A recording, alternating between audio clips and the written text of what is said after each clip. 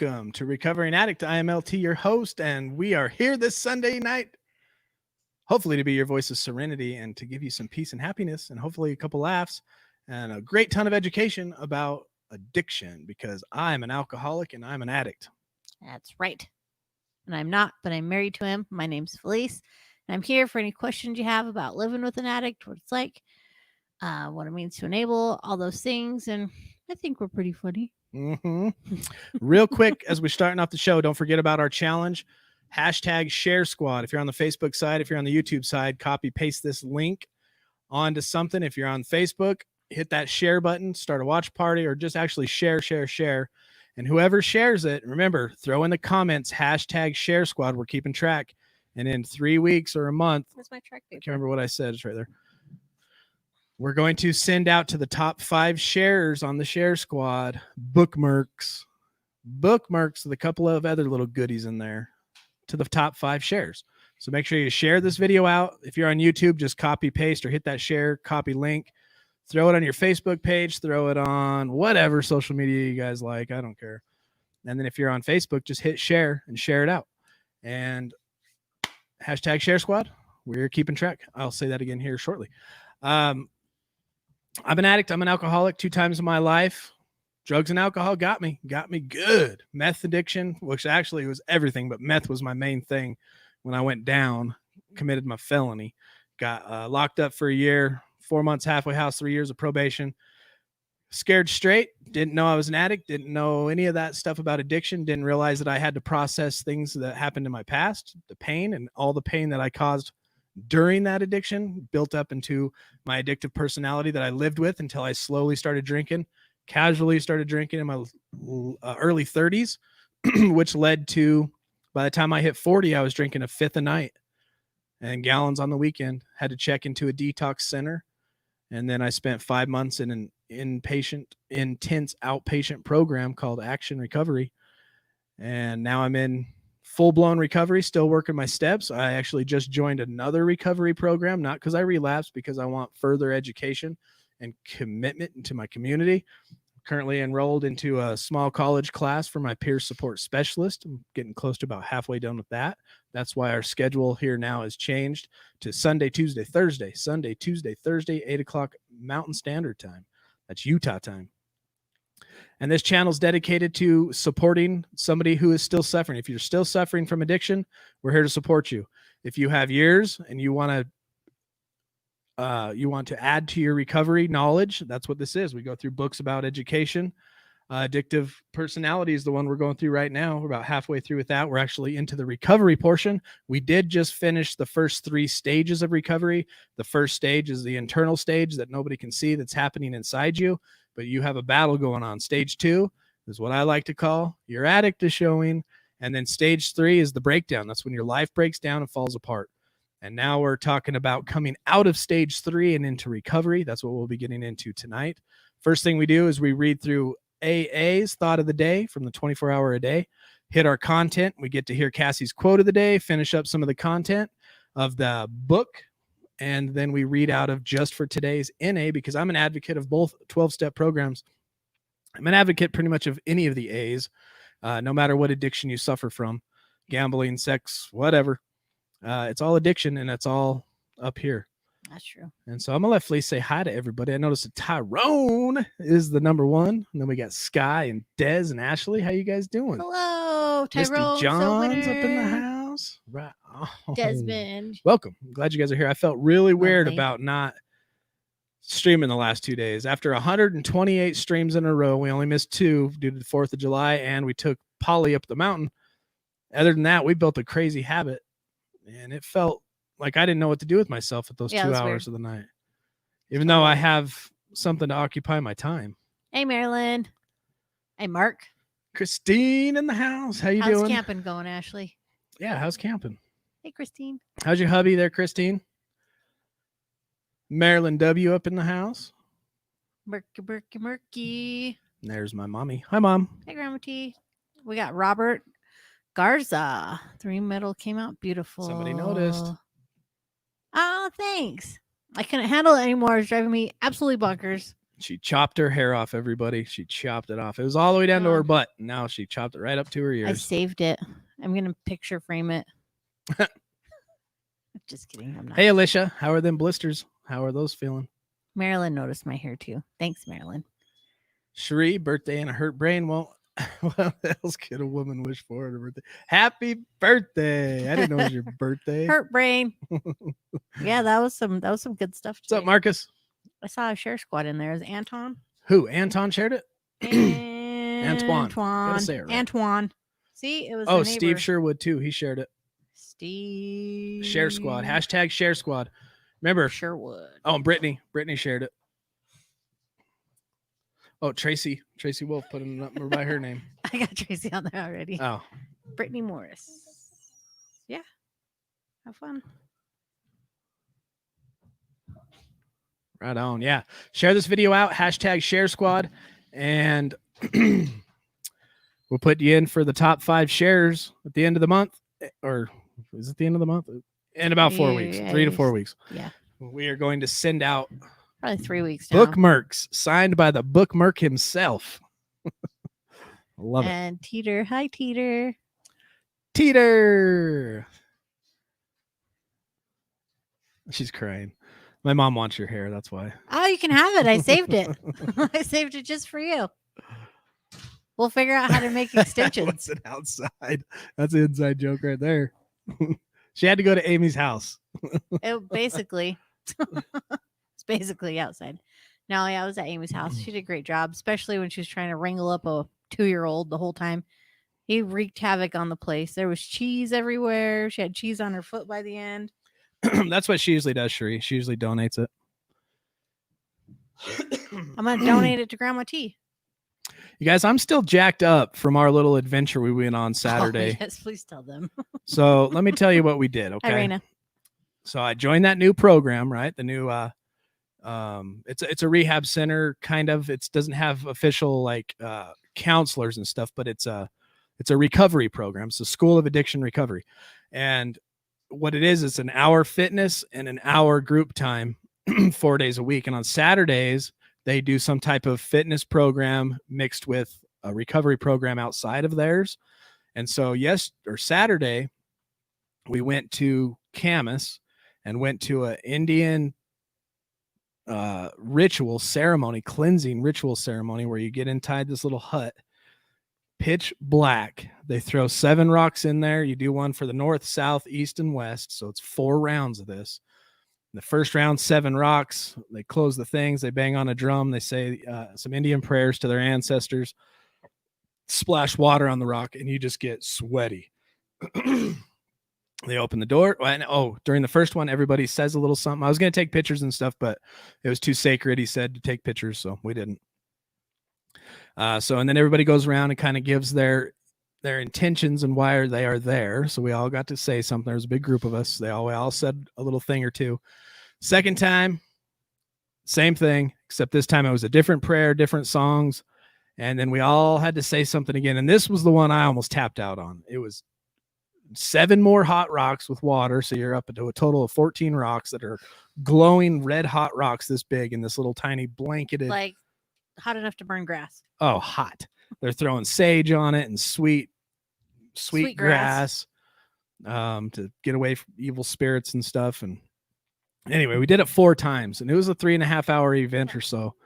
And holy cow, by the end of it, everybody's fake humanity has sweated off. All the girls' makeup gone, deodorant, cologne, whatever you had, gone. Most of the dudes' shirts were off. Your hands got puffy and wrinkly. My eyes were swollen. They're still swollen. And wow, it was a test of might. I almost tapped the second round. I almost tapped out. I was miserable through the second and third, but this other spiritual Sundance lady was in there giving us motivational speeches. Just remembering it. What was the one that you really liked? About how when we're uncomfortable, we instantly want to try and escape. And like everybody was so uncomfortable as soon as they opened the doors. Everybody just wanted out. And yeah, as soon as they would flip the hatches, people were just like, let me out. She's like, isn't that just like life? As soon as it gets uncomfortable, we do whatever we can to escape. She's like, just calm yourself and just be patient and just embrace the experience and then just slowly remove yourself or something. Yeah. And I was like, that's perfect life It advice. was good advice for like when we're uncomfortable, we're in the down in the dumps, and our first thing to do is to rush to relieve that pain, which is human nature. It's what we do. We learned through our book that everybody has a potential to become an addict, because what does everybody want? The least amount of pain and the most amount of pleasure. And life, unfortunately, gives us uncomfortable situations. And when we can actually sit through those uncomfortable situations without having to run to the drugs and alcohol, and that was a good teaching experience. I mean, it was not only a word picture, but it was a physical, like I said, recovery is about mastering your body, self-mastery, and going through that, which I done that. I done did it. We experienced it. We can mark that off our bucket list. Yep. I don't ever want to do it again. Good enough for me. I don't know how the ancestors did it, but Man. holy smokes. It was a good experience, I though. felt like I was suffocating. Yeah. It was like near oxygen deprivation. Yeah. Heart pounding. I was done. By the time we got home, I was just wiped out, man. Face is red, hands still. You know when you take a bath or whatever, your hands swimming too long, your hands get wrinkly. They were swollen. Swollen, wrinkly, and even the better half of today, just tired. It was good. It was a cleansing, literally clean. I mean, it soaked everything out of your body. I loved it, but I hated it. I hated it, and now I look back and I loved it. Let's do it again. Candace says, Hi, Candace. You love my hair too. Thank you. It's beautiful. JTR Recovery House needs prayer. You got it. The house has been stressful for the past 2 days, making us feel miserable. Okay. Speaking of uncomfortable, OMG, feel like we went to escape. We really need tonight's show. Oh, good. I'm glad you're here, and hopefully we can be that support and love and serenity that you guys need, because you know what? We're all going through it. Oh, hey, on a positive note, about my 4th and 8th and 9th step kind of a thing, a resentment, a hateful, heartfelt, angry resentment. And some of you know exactly what I'm talking about because I've chatted privately with you in the Discord. Like Alicia, I know she knows what I'm talking about here. But my ex and my son, and him living here and living there, and my ex and I never got along ever. I've told some of you what I want to do and how happy I would be to do it. But of course, that's not going to happen. It's just my resentments, my heart, my hate, my non-recovering, my addictive, my past, the way I've always been, the way I've always felt about humanity, right? But that is a little piece of another chapter that recovered. Her and I sat here and had a conversation, Felice and I, my ex and my son, peacefully, laughing sometimes, chit-chatted in front of the, and it was awesome for my kid because he's always been, why can't you guys just get along? 2 days in a row of that. Yeah, you even helped her close her trunk. I even helped her close her trunk. I was like, oh, look at that. I'm working my program, y'all. I know. Just want you to know. I was very impressed. I was like, you did a good thing. You did a good job. You don't know. Maybe you do, but you don't know how hard that was for me to be in the same room, period. Just, all of step 4, all the resentments, you know what I'm talking about, that I have built up because of the past. So working my program. That's the point of that.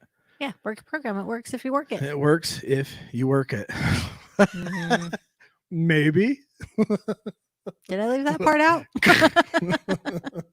Whoops. She made him in the truck. That's funny.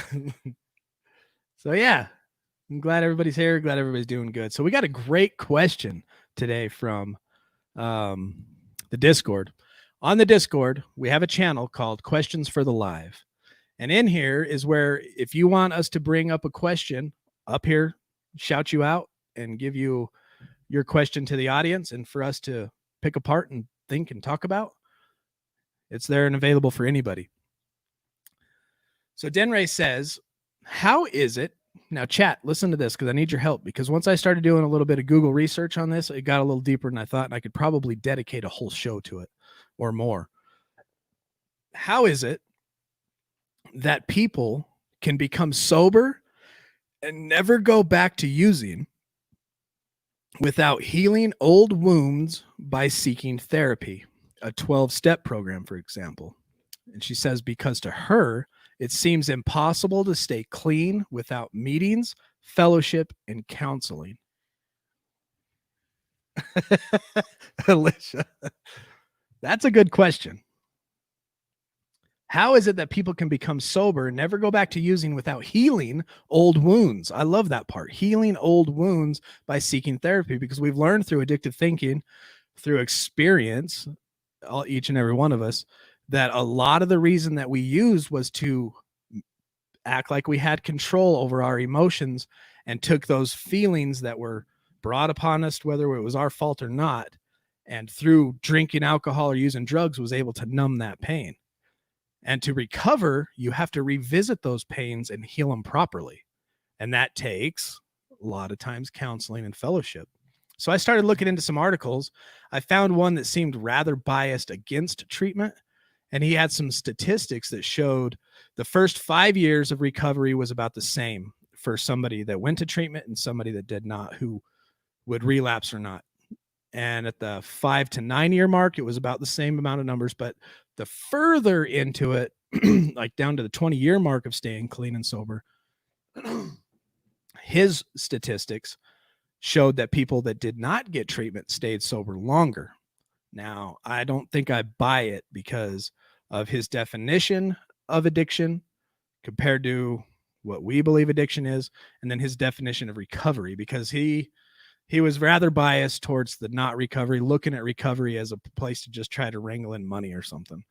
But my opinion and my thoughts on it, I don't think you can recover unless you at least get education on what addictive thinking is and apply that to yourself, and the whole honesty thing, and how to be honest with yourself, and the reason that you would reach and go for those drugs and alcohol on an abusive level to hit stage 1, 2, and 3 of addiction that we learned.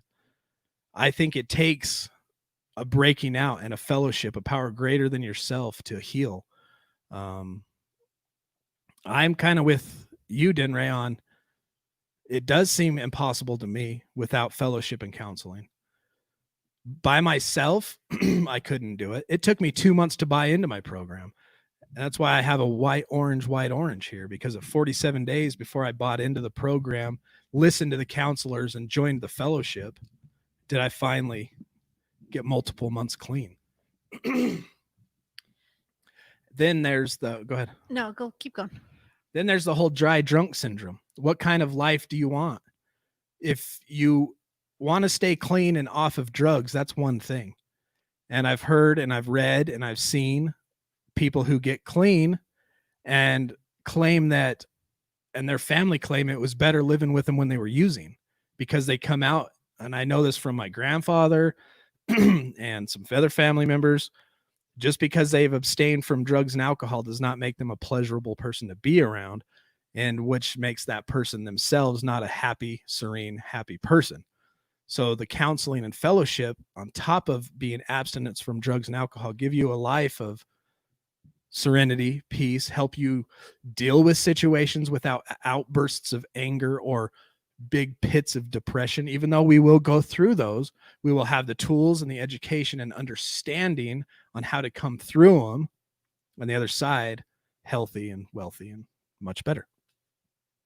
That's my opinion. That's my thought. What are some of the thoughts that they have? They think the same thing, but Naomi wanted me to go back to this real quick. She said they got newcomers watching. So shout out to the newcomers. We got May and Vanjie. Nice. And Shelly. Glad you're there. Shelly, May, with Naomi. and Vanjie. Is that how you say that? That's what I said. If it's wrong, I apologize. You might want to help us pronounce that one so we can shout it out good. But right on, newcomers, most important people in the room by default. Vanjie. That's you. Vanjie. I got it. That's it. Yeah. All right. Welcome to the show. I'm glad you're here. There's a few. Let's see. Shri says, isn't it what we make or do in our own recovery? Yeah, your recovery is your recovery. Sky says, I think they follow something. It might not be a fellowship, but it's some sort of habitual program. Otherwise, they're not healing, in her opinion. Healing. That's a huge word in there. Healing old wounds. Yep. How do you heal old wounds? We only know what we know. We only know what we've been taught, and we only know, and by being taught is reading a book that teaches you, right? How do you just wander the world without education and learning Yeah, I don't see with because a therapist, a counselor, books and education to me are helping you think about things you've never thought about because you've never thought about them because you never knew them. And if you don't, and then if you don't apply what you don't know, learning what you don't know, apply that to yourself honestly and go, oh man, what he just said is opposite of what I've been doing. I better try doing that. And then, and then you learn through that experience. And that's healing. Raina says, yeah, can't. I'm not afraid of ever using, but I have some old stuff coming back. So I'm going to seek therapy. I don't need drugs to hurt myself. I'm very resourceful. You are resourceful. If you want to talk, Raina, give me a call. Oh, hey, Petey. Petey, what's up, brother? Mo says some people need that structure. Right. Teeter, my friend, quit meth cold turkey without any NA, just her willpower alone. I don't know how she did it. Wow. That's pretty crazy. It's been a stressful couple days. I feel like this has been the test of my faith and anger at the same time. I don't know how much longer I can take this. I'm sober, going on 57 days, I think. So, Carmen, let's read. She's hard right now. There goes all my books. Hi, Aaron. Thank you.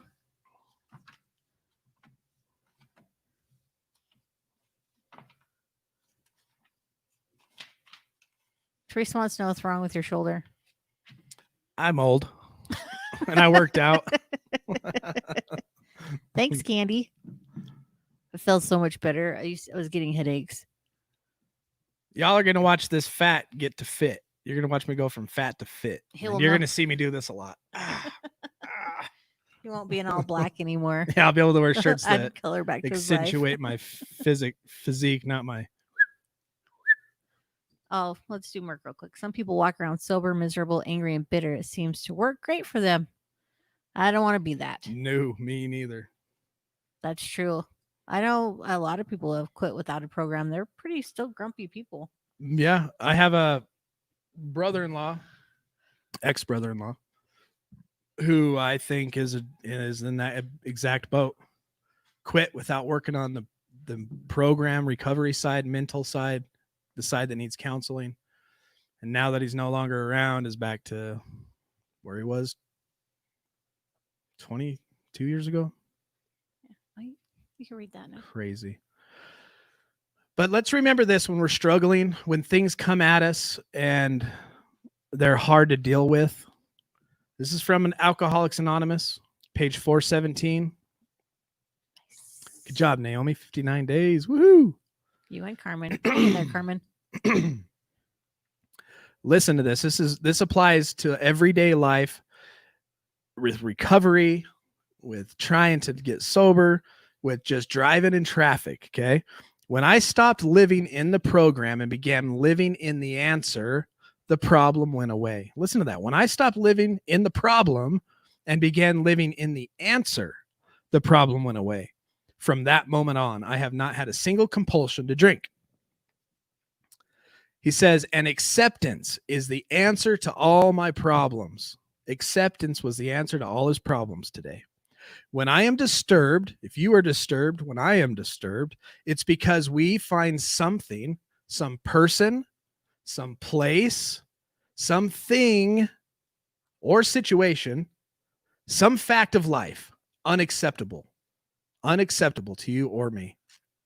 And you can find no serenity until you accept that person, place, thing, or situation as being exactly the way it is supposed to be at that moment. Nothing, absolutely nothing happens in God's world by mistake. Until I could accept my alcoholism, I could not stay sober. Unless I accept life completely on life's terms, I cannot be happy. I need to concentrate not so much on what needs to be changed in the world as what needs to be changed in me and in my attitudes. Acceptance. Was that helpful, Carmen? Hopefully that was helpful. I hope somebody got something out of that. But page 417 gets me every time. What's up, Vincent? That's so true. When I stopped living in the problem went away. Glad you're back, Yes. Jacqueline. Heck She yeah. got booted off Zoom, then YouTube. You keep getting booted. Nah, hopefully Facebook sticks. It's resilient. You'll be fine. That's funny. All right, y'all. Don't forget about our 5 top shares. We got them. Can't even tell. 5 top shares. Hit share on this video. Throw in the comments #ShareSquad at the top 5 shares, or we're going to send out some bookmarks. And Merc is signing these. The myth, the man, the legend. A signed bookmark. Carmen said, OMG. I needed to hear that. It was helpful. Thanks. Good. Glad that was helpful. You do like Lish? She reads it every morning and night. It's just a wonderful reminder. It is, and we have to be reminded because we so easily forget. Share Squad, Carmen on the list. Yeah, thanks, Carmen. Excuse me. We click. Oh, yeah, the one you were just on. You're welcome. Oh, Denray, sweet. Thank you. Denray, I hope I did justice to your question there, because that one can get. I started looking it up after you wrote it, and my opinion, everybody needs a 12-step program, addiction or not, because abstinence from drugs and alcohol is one thing. Working on yourself is completely another. My favorite saying when you talk about this type of subject is alcoholism. You remove the alcohol, you still got the ism. And I am the ism that needs to be dealt with. Thank you, Petey. The truth. Right on, Jerry. Thank you, brother. All right, we got about 2 minutes and we're jumping in. We're jumping into this book, you guys. We are jumping right into part 3, the why of recovery. Why of recovery. Don't know how far we're going to make it. It doesn't really matter because page 417 just says that's the way it is. Thank you, PD.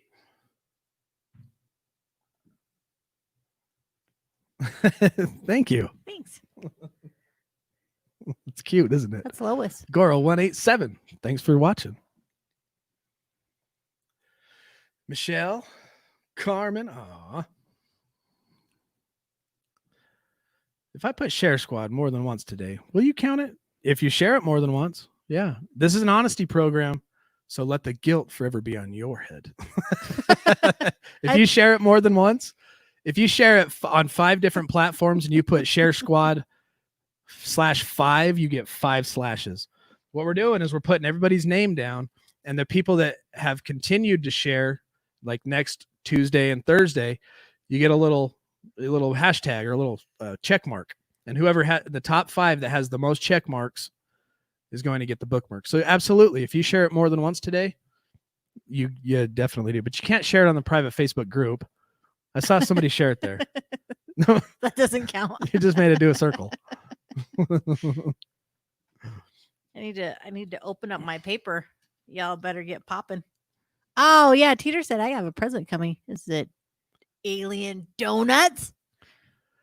Just kidding. That was Because a little- Goro 187, this is for a mature audience.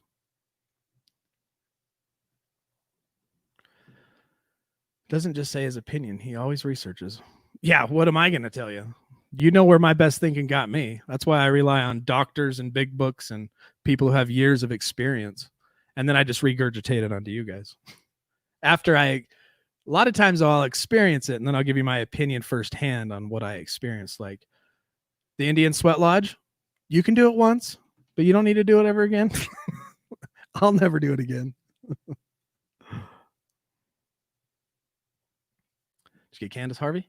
Whoa. Wow, I can see it now. Tracy, you gave me a number. I seen that.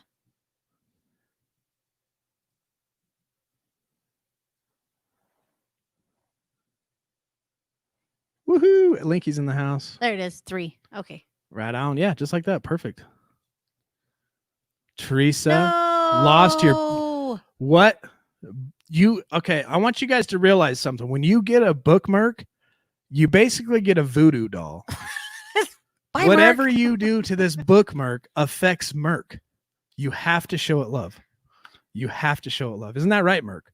I'm sure the day that Teresa lost this book, Merc probably had one of the worst days of his life inside. He was just wandering around. Why do I outside. feel Where lost? am I? Why do I feel so lost? Guaranteed. I feel bad for Merc right now. Poor Merc. The book Merc is a literal book Merc voodoo doll. Love it. So maybe we'll send you another one. Hi, Misha. Misha in the house? Oh, You like my haircut? There she is. Yeah. Oh, look at that. Beautiful emoji. Thank you. Is there a baby yet? Nice. He survived it. So did we. I'm still jacked up. I may die tomorrow. But yes, we survived it. It barely. That was crazy. I think the third round, I had to just sit outside and breathe oxygen because Laying my there. heart was beating so fast. LT's, oh, what are you doing? Like, I'm dying. See, I told you Mark felt it. Friday or Saturday, he felt that loss. Sapper shows it love every day.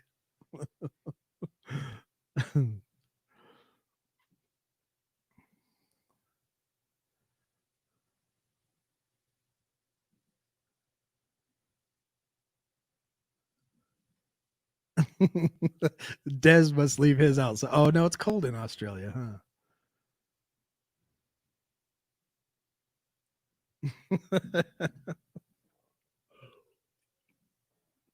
All right, let's jump into this. We're a little late. The Why of Recovery, Part 3. Stuck in stage 3 addiction. The addict's life is a downward spiral of hopelessness. If you're stuck in stage 3, I've been there. Imagine a lot of you have been there. But at that point in stage 3, life is a downward spiral of hopelessness, despair, constant fear, and terrible loneliness. For the addict, there seems no escape from the pain and acting out cycles. We go through cycles. The addict is helpless and entirely addiction-centered. I remember at the point of right before I checked into my detox, a fifth of whiskey, a half a gallon, and gallons of whiskey on the weekends was the only thing I was concerned about. I was just, where is my whiskey? And I better have some for Sunday and the holidays when the liquor store's closed.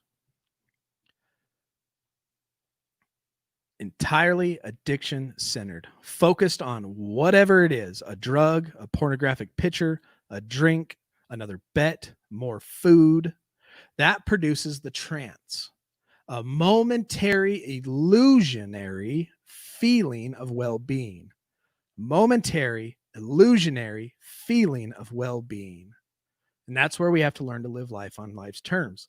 We get these, oh, where is it? I'm going to get too far ahead of myself if I do this.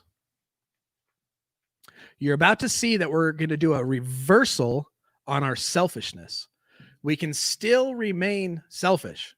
You know how addiction is selfish. You're focused on the drug. You're focused on that high, the trance, the chase, every bit of it, right? But this addiction is unhealthy and you're hurting yourself. You're becoming this addict. Yourself is getting pressed way to the back of the mind.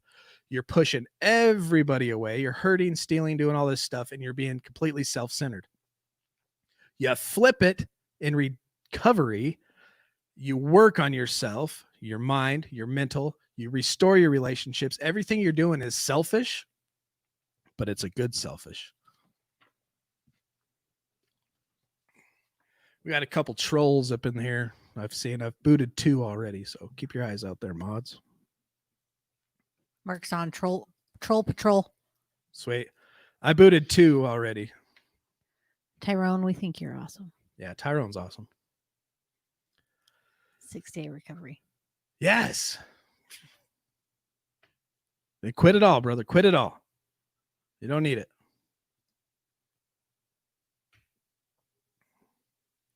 No worries there, Sunray. All right, so as we've seen, the practicing addict does not focus on the self, but perpetuates the fight between the self and the addict within. The two are always at conflict. Remember, we said there's 2 parts of us when we're in our active addiction.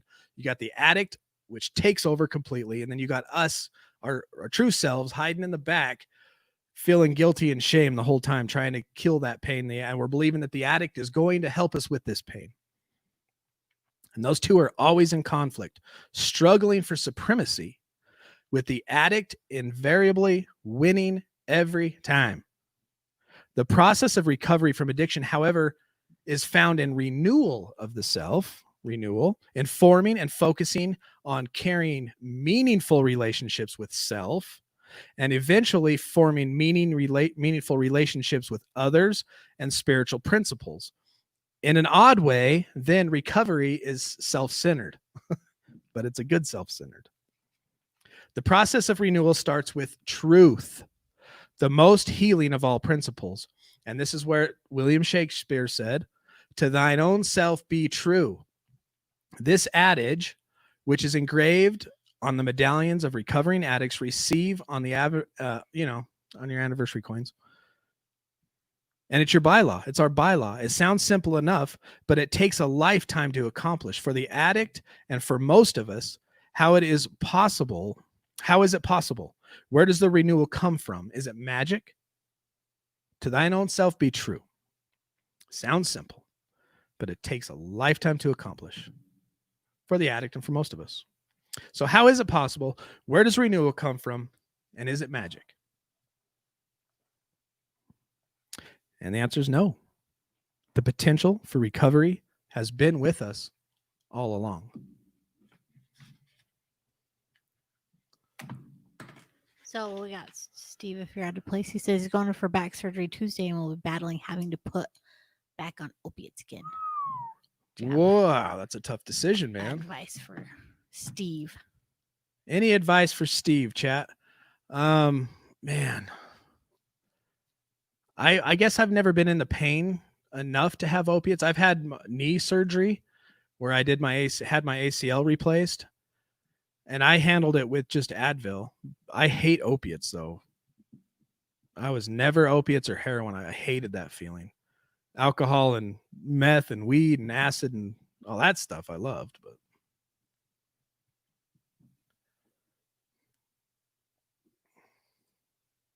Hi, Tamara. Tamara. It's Marilyn's daughter. Hello. Oh, sweet.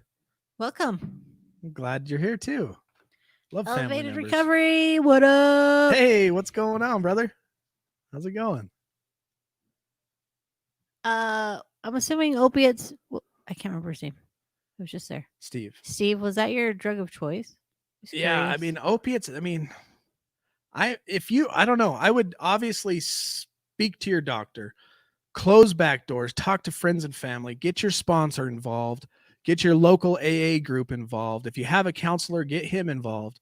Let everybody know what's about to happen. Close all your back doors. Make sure if you are going to take these opiates, you are, if you need somebody to give them to you to where you don't have the bottle yourself, make a strict plan before this happens. And the plan involves the community.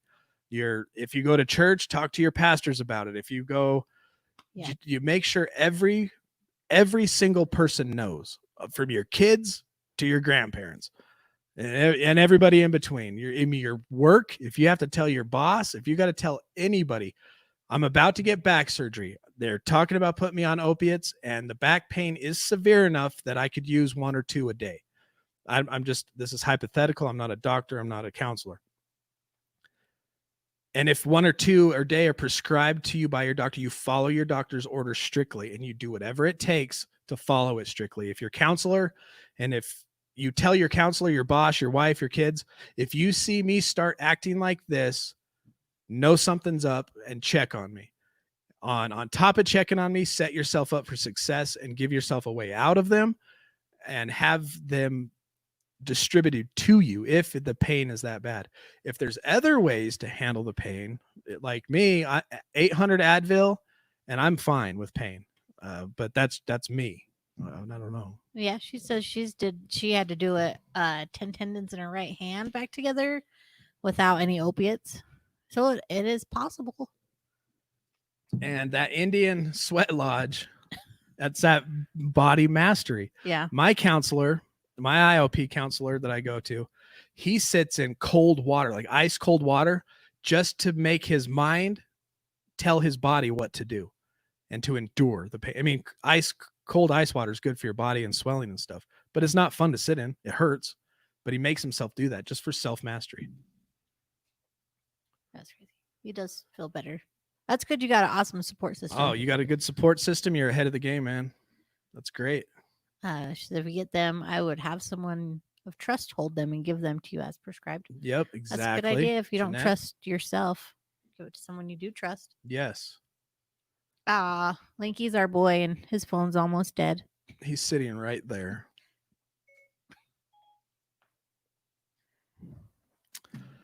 Okay. And now that it is 8:40, this is when we do Cassie's comment. Quote You throw us all off again. Quote of the day.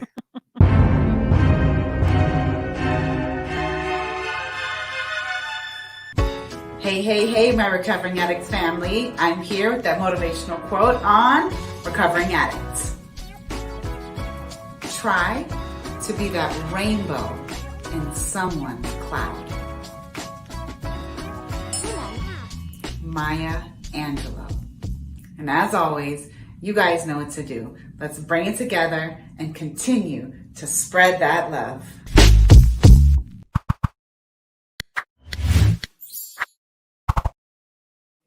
Yeah. Rainbows for everybody. Always be the rainbow in somebody else's cloud. I love that because we've been learning through our books and our work that we do here on Recovering Addict. And I love to try to take this thought and make it a habit for myself. We always want to find the positive in people, and we want to compliment that person on the positive. We want people that come into our presence at any given moment throughout the day to leave our presence better than when they have met us. Let them leave us feeling better, knowing more. And I mean, got to be a lecture. It could just be a smile and a positive attitude, but they leave your presence better for it. They don't leave your presence in a bad mood because they met you. They don't leave your presence negative because they met you. They leave your presence in a better for meeting you. You know what I mean? Look for the positive in people, compliment, especially addicts, just people in general. Everybody wants to be loved. Everybody has a low self-esteem at some point. Look for the good in people. Yeah. Good job, Cassie. Glad you'll be tuning in, Steve. That's awesome. Awesome, Steve. Tomorrow Phil's left out. Why? She doesn't know. Who's bookmark? Thanks for yelling. I listened. Okay, we're gonna show you. This is bookmark. So Merc is a myth, a legend. He's a moderator on this channel. He's a moderator in the Discord. Merc is an awesome dude. I mean, if you want support, this guy's got years of experience and he's always willing to. He's solid in his recovery, and I lean on him a lot. But he took this picture, sent it to us. We made bookmarks out of it, right? He goes by the name Merc, so we made bookmarks. And now we give those away when people buy t-shirts. But right now, if you share our video, hashtag share squad in the comments, top 5 shares in a few weeks, we're going to send these out to. Yes, we are. That is a bookmark. Now and you put it in your bookmark. You put it in your big book, and he's there to help you in your sobriety. And you can just merc your place with it. Merc your place with it. I mean, there's tons of mercisms. Tons of mercisms. Merculicious. I'm merking it. McDonald's.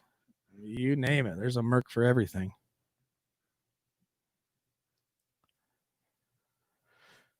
Okay, where were we? We're not getting very far in this book today. The drive for connection. Oh, I see. Ta-da! And this is Merc right there. Merc, say hello. Take a bow. Take a bow. Merc DLT. A Merc BLT.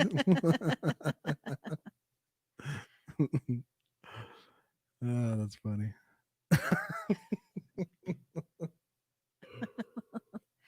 Mercisms. Mercules. Mercules. That's like that show. Mercules. Yep. Back on track.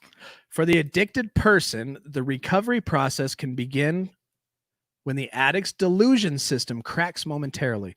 You remember when we were talking about our delusion system, right? We think that other things outside of drugs and alcohol are what causes the problem that we use drugs and alcohol, not the fact that drugs and alcohol are causing the problems that we see outside. It's a reversal of what we see. It's a delusion. We don't see these things right. And if there's a crack in that delusion, that's a place for recovery to happen. It says for the addicted person, the recovery process can begin when the addict's delusion system cracks momentarily.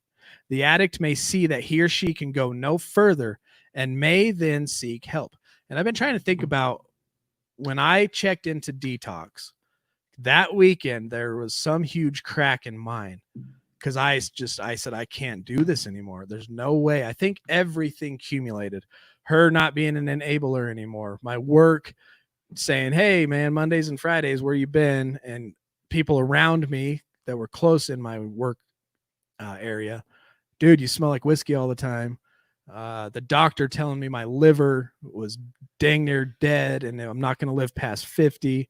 My kids being nowhere near me just being in the basement hiding, the loneliness, my friends coming over. I think all of that with how much I drank that weekend cracked my delusion system. I called my dad and he took me to the hospital. In other cases, at this point, friends and family may intervene during this crack in their delusion with love and truth, which may open the way toward renewal for the addict. And once the recovery process begins, addicts often wonder why they hurt so much. It is explained to them that for years their suffering triggered the addiction. Their anguish is all that is left of their identity now that their addictive careers are over. The anguish is all that is left of their identity. That's crazy. Now that their addictive careers are over, they begin to understand that unless they are willing to be honest about their condition and act upon it, they will continue to suffer. You have to be honest in your recovery. First and foremost with yourself. I am an addict and an alcoholic and I have a problem. As soon as you can admit that and reach out for help, you have to do that. That's when healing begins. And then when you join a fellowship, say you join Discord with us, you have to be, you can't just come in acting like you know all about recovery when really when the phone's put down and you're behind the scenes acting still like an addict and an alcoholic, not being honest. To get true help and support from each other, we have to be open and honest first with ourselves and with each other where we are in recovery, because you can't get help unless you're honest. And if you're honest, just like it says in How It Works, rarely have we seen anybody fail.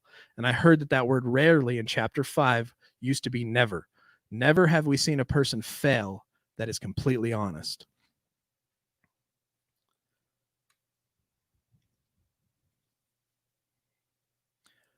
Unless they are willing to be honest about their condition and act upon it, they will continue to suffer. At the same time, they must understand that their pain is the raw material that will help create their transformation. That pain, your pain, is raw material that's going to help create your transformation. To recover, the addict needs loving, helping friends, which we are a bridge to a community that are loving and helping friends. An understanding family. If your family, like she had to become an understanding, loving family. At first, she didn't understand addiction. She handled addiction the way that anybody does because it's natural to protect herself and the kids first, to try to get me to quit at anything that she knew, just what naturally came in the protective mom state, which almost you have to learn how to deal with addiction when it's this close to you. To not enable when everything about you says to protect and help that person. Let that person touch the stove when it's hot, kind of a thing. So if your family members are worried about you, but they don't know how to handle the addictive side of you, give them some things to research. Look up Al-Anon and just start giving them seeds to understand addiction, and then you guys can work together. Yes, do lots of research if you're a family member.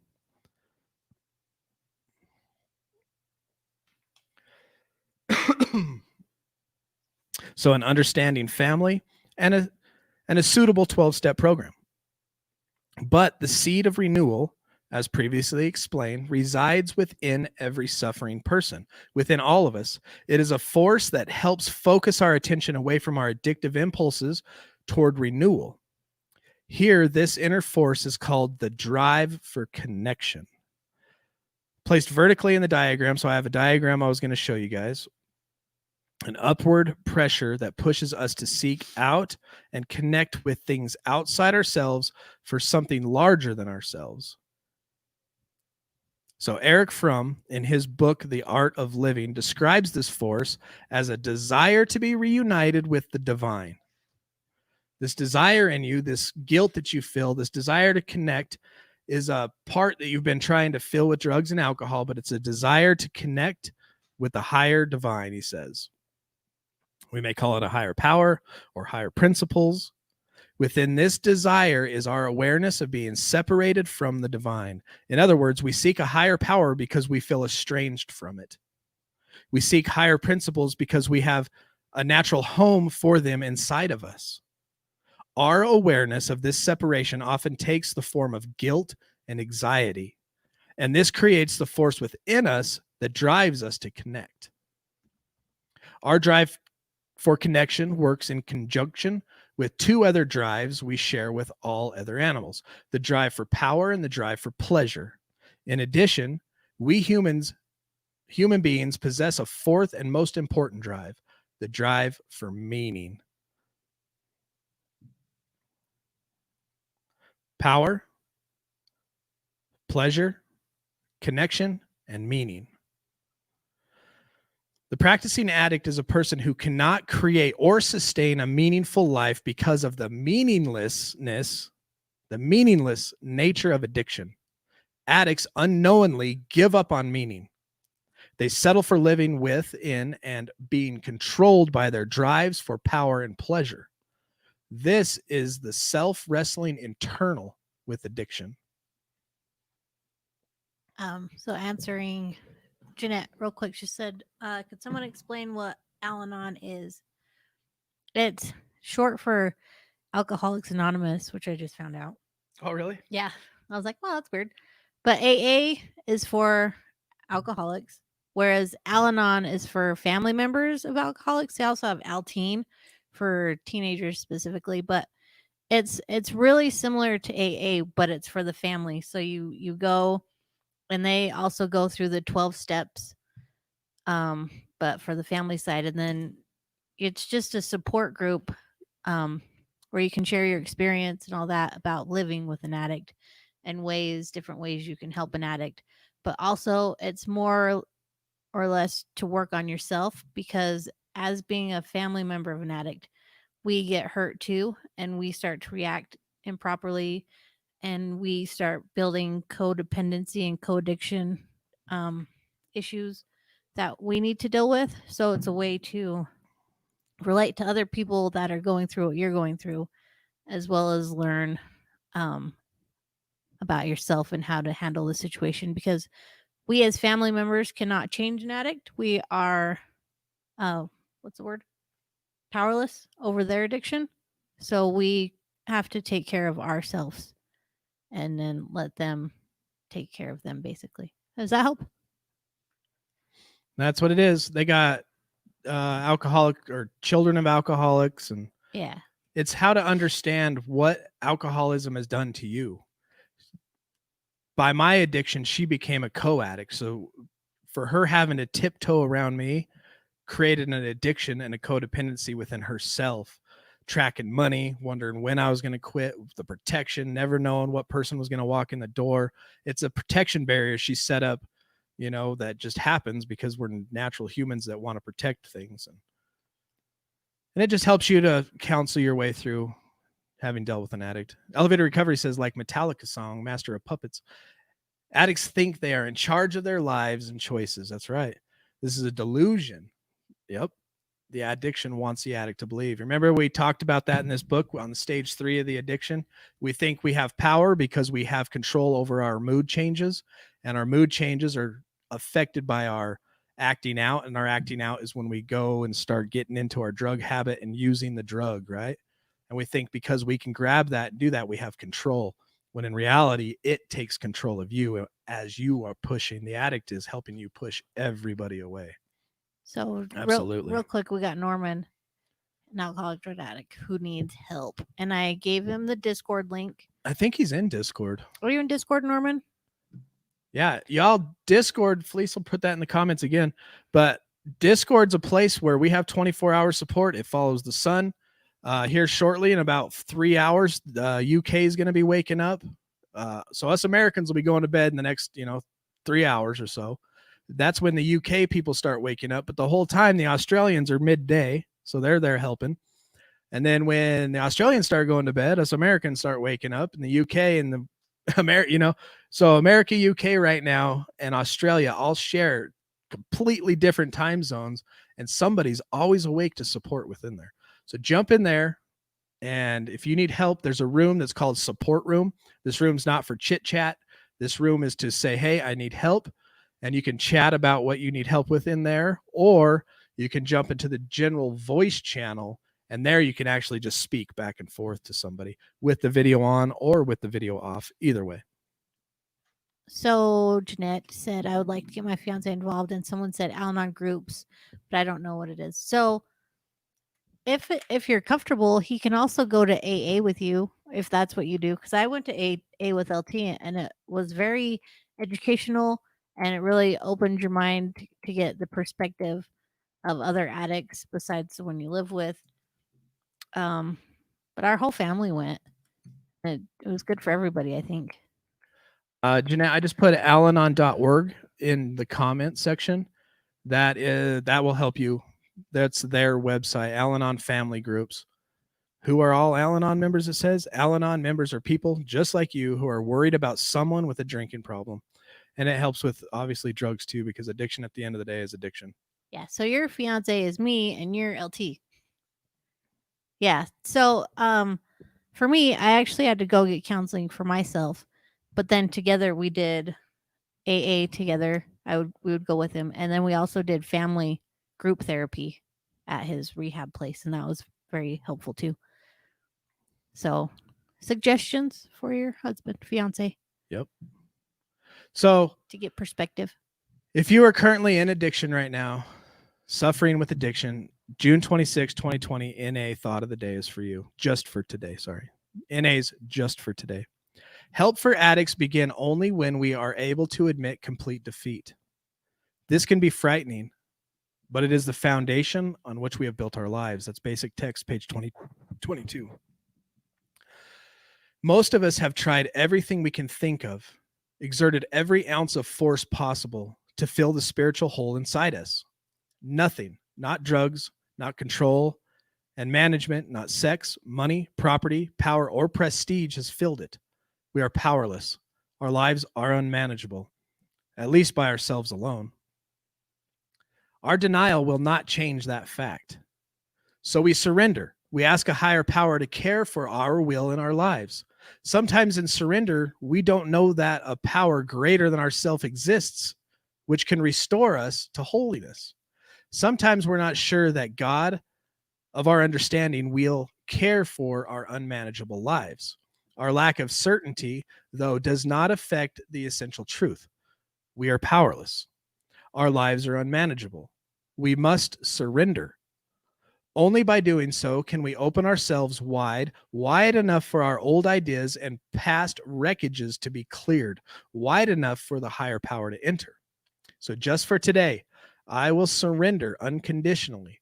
I can make it as easy as hard or as hard as I choose. Either way, I will do it. Surrender. You have to surrender to it and then reach out for help.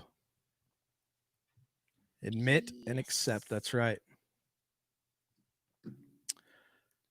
We will be back Tuesday at 8 o'clock.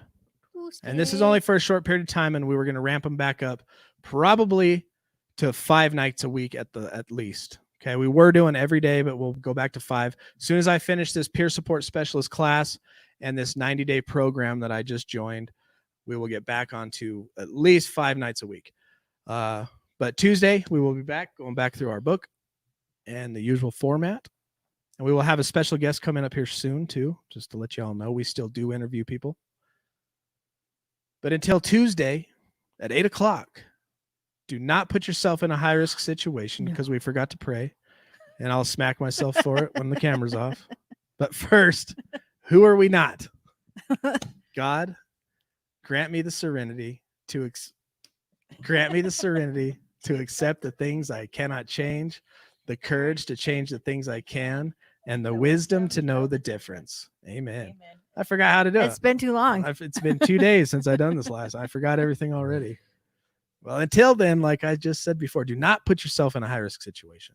Stay strong, work your program, and remember that we recover better together. That's the wrong one, too.